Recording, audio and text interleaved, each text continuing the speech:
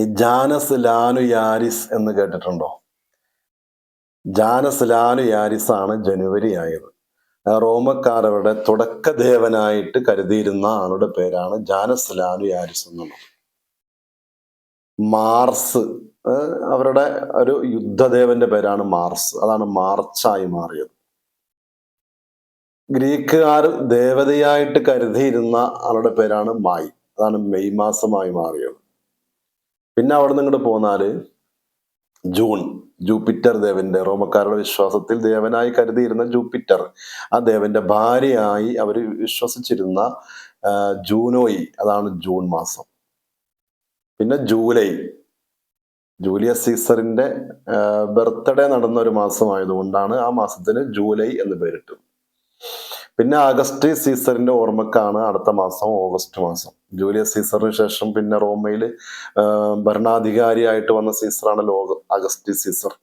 അപ്പൊ ജൂലൈക്ക് ശേഷം ഓഗസ്റ്റ്.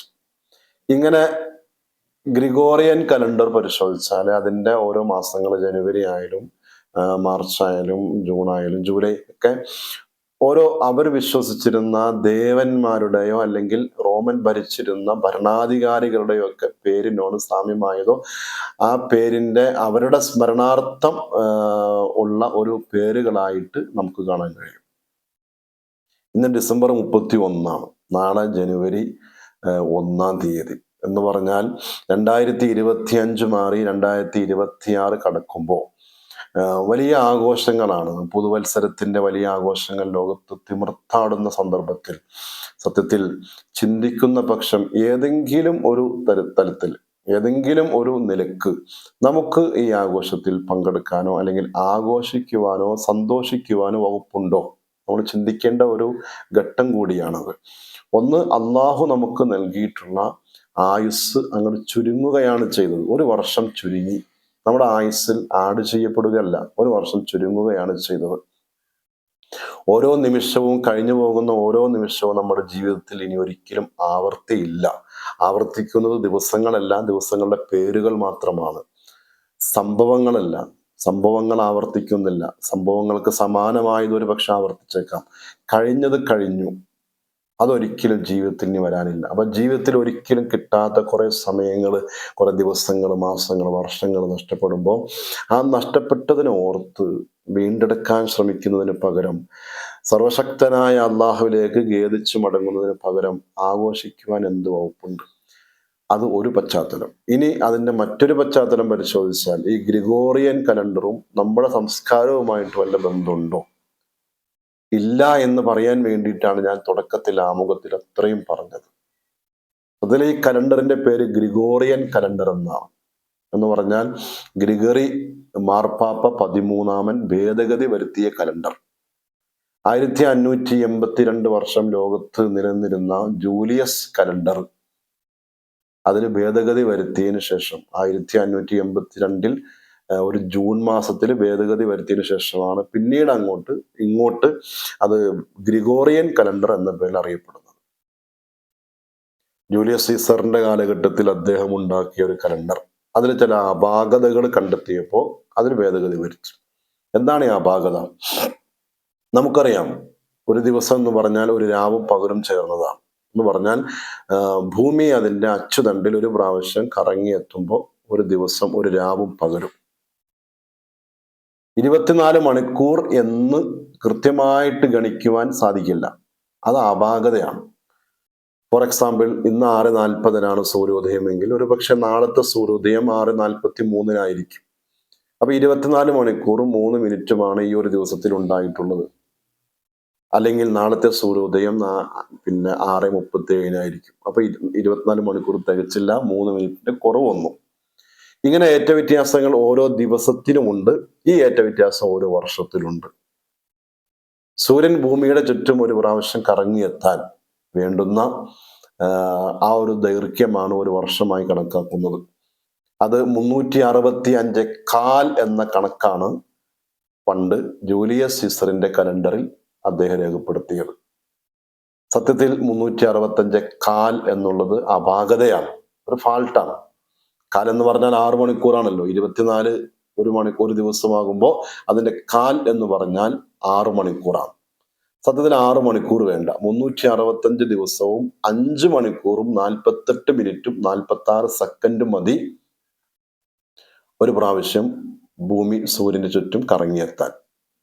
അങ്ങനെ വരുമ്പോൾ 365 കാൽ എന്നുള്ളത് ഓരോ 365ലും 11 മിനിറ്റിന്റെയും 14 സെക്കൻഡിന്റെയും വ്യത്യാസം വരും, അധികം വരും.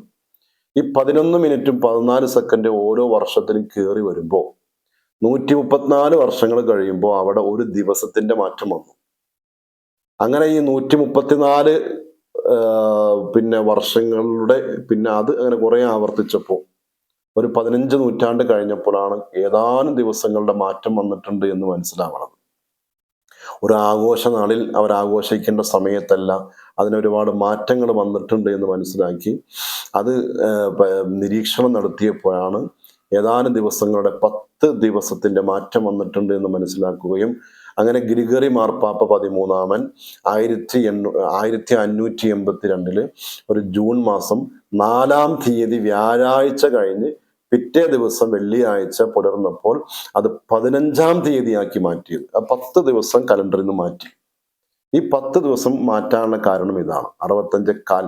അപ്പൊ സംഭവം പഴയ കലണ്ടറിൽ, അതായത് 15 നൂറ്റാണ്ടിലധികം യൂറോപ്പിൽ പ്രചരിച്ചിരുന്ന ജൂലിയസ് കലണ്ടറിൽ ഉണ്ടായിരുന്നത് 365 കാലിനെ കണക്കാക്കിയിട്ടാണ്. അങ്ങനെ വരുമ്പോൾ അവർ കണക്കാക്കി പോകുന്നത് ഓരോ 4 വർഷം കൂടുമ്പോഴും ഒരു ലീപ്പ് ഇയർ, അതായത് ഫെബ്രുവരി 28 എന്നുള്ള 29 ആവും. 1-ാം വർഷം 28ആണ്, 2-ാം വർഷം 28ആണ്, 3-ാം വർഷം 28ആണ്, 4-ാം വർഷത്തിലെത്തുമ്പോൾ ഫെബ്രുവരി 29 ഉണ്ടാവും. അങ്ങനെ ഓരോ 4ന്റെയും ഗുണനത്തിൽ വരുമ്പോൾ അവിടെയൊക്കെ ഫെബ്രുവരിക്ക് 29 കാണാൻ കഴിയും. അങ്ങനെ വന്ന ഈ മാറ്റത്തിൽ ഈ നിലവിലുണ്ടായിരുന്ന ഈ കലണ്ടർ പ്രകാരം ദിവസങ്ങളുടെ മാറ്റങ്ങൾ നൂറ്റാണ്ടുകൾ കഴിഞ്ഞപ്പോൾ ദിവസങ്ങളുടെ മാറ്റങ്ങൾ അനുഭവപ്പെട്ടപ്പോൾ അതിനൊരു ഭേദഗതി വരുത്തി.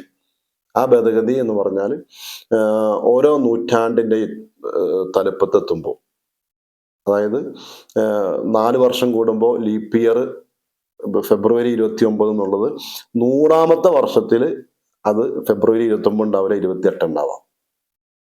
അപ്പൊ 0-ൽ തുടങ്ങുന്നിടത്ത് ഫെബ്രുവരി 28ആണ്, 1, 2, 3-ലും 28ആണ്, 4-ാമത്തേലാണ് 4, 8, അങ്ങനെ ആ 4ന്റെ ഗുണനത്തിലാണ് 29 വരാം. അത് പിന്നെ 200-ലെത്തുമ്പോൾ പിന്നെ അവിടെയും ഫെബ്രുവരി 28ആണ്.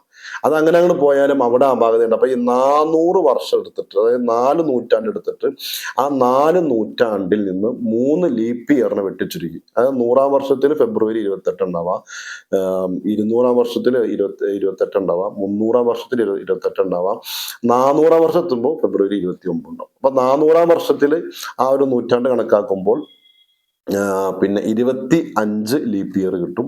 മറ്റ് 3 നൂറ്റാണ്ടുകളിൽ 24 ലീപ്പ് ഇയർ ആണ്. ഇങ്ങനെ ഒരു ഭേദഗതി വരുത്തിയിട്ടാണ് ഈ പിന്നെ 1582 ഗ്രിഗോറിയൻ കലണ്ടർ, ഗ്രിഗറി മാർപ്പാപ്പ ഇടപെട്ട് ഭേദഗതി വരുത്തിക്കൊണ്ടാണ് അങ്ങനെ അറിയപ്പെടുന്നത്. അപ്പൊ ഈ കലണ്ടർ ഗ്രിഗോറിയൻ കലണ്ടർ എന്ന പേരിൽ അറിയപ്പെടുന്നു. സത്യത്തില് ലോകത്ത് ഈ കലണ്ടർ മാത്രമല്ല, നമ്മുടെ കേരളത്തിന് മലയാളികൾക്കൊരു കലണ്ടർ ഉണ്ട്, ഇന്ത്യ രാജ്യത്തിനൊരു കലണ്ടർ ഉണ്ട്, അങ്ങനെ പല ലോകത്തിന്റെ വിവിധ രാഷ്ട്രങ്ങൾക്ക് കലണ്ടർ ഉണ്ട്. പക്ഷെ യൂറോപ്പ് ലോകത്തിന്റെ മേൽ ഒരു ആധിപത്യം സ്ഥാപിച്ചു എന്നതിന്റെ നിരവധി തെളിവുകളിൽ ഒരു തെളിവ് കൂടിയാണ്. പഴയ ഓറിയന്റലിസം എന്നൊക്കെ പറയുമ്പോൾ ലോകത്തെ 2ആയിട്ട് വിഭജിച്ചിട്ട് പടിഞ്ഞാറും കിഴക്കും 2ആയിട്ട് വിഭജിച്ചിട്ട് പടിഞ്ഞാറിന്റെ സംസ്കാരത്തെ മുന്തിയ സംസ്കാരമാക്കി ലോകത്തിന് മുമ്പിൽ ഇങ്ങനെ കാണിച്ചുകൊണ്ടിരുന്നു. അതിൽ തന്നെ അറബികളുടെയും ഇസ്ലാമിന്റെയും സംസ്കാരം മോശമായതായി ചിത്രീകരിച്ചുകൊണ്ടിരുന്നു.